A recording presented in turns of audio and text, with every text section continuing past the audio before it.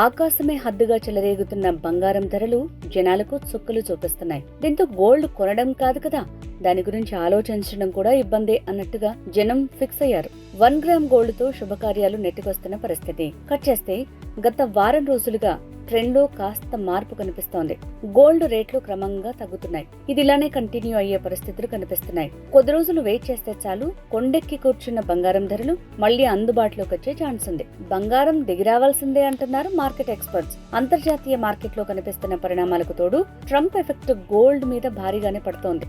దీంతో రాబోయే రోజుల్లో బంగారం రేట్లు భారీగా తగ్గే అవకాశాలు కనిపిస్తున్నాయి. దీంతో ట్రంప్ తెరతీసిన వాణిజ్య యుద్ధం ప్రకంపనలతో ప్రపంచంలోని స్టాక్ మార్కెట్లను వణికిస్తున్నాయి. అమెరికాలోని స్టాక్ మార్కెట్లలో దాదాపు $6 ట్రిలియన్ సంపద ఆవిరైపోయింది.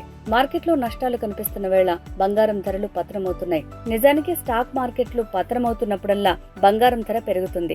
అయితే ఈ గ్లోబల్ సెల్ ఆఫ్ బారిన బంగారం కూడా అమ్మకాల ఒత్తిడికి గురవుతున్నట్టు కనిపిస్తోంది. ఇన్వెస్టర్లు బంగారం కూడా అమ్మేసి తమ లాభాల్ని బుక్ చేసుకుంటున్నారు. స్టాక్ మార్కెట్ లో ఉన్న నష్టాలను పూడ్చుకునేందుకు బంగారంలో పెట్టిన పెట్టుబడుల్ని ప్రాఫిట్ బుకింగ్ రూపంలో విక్రయిస్తున్నారు. దీంతో బంగారం ధరలు కూడా గడిచిన 3.5 వారాల కన్నా కనిష్ట స్థాయికి చేరుకుంటున్నాయి. ఇక అటు ఇంటర్నేషనల్ మార్కెట్లోని కోమెక్స్ గోల్డ్ ఫ్యూచర్స్ లో బంగారం ధర దాదాపు 3% తగ్గిపోయింది.